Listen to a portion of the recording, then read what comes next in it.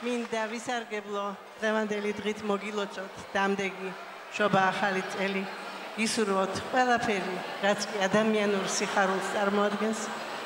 და დღეს მინდა მიულოცო ანსამბლ მოძახილს რომელიც ჩვენ თვალწინ დაიბადა ისეთი დონით თავიდანვე რომ თვითეული ქართველისთვის ნამდვილად საამაყოა მე მინდა დავლოცო ეს ბიჭები და ღმერთმა სულ ბედნიერი სიმღერით ატაროთ ვიდრე ღრმა სიბერემდე იცოცხლებენ ეს საქართველოს ღირსებაა მადლობთ ბიჭებო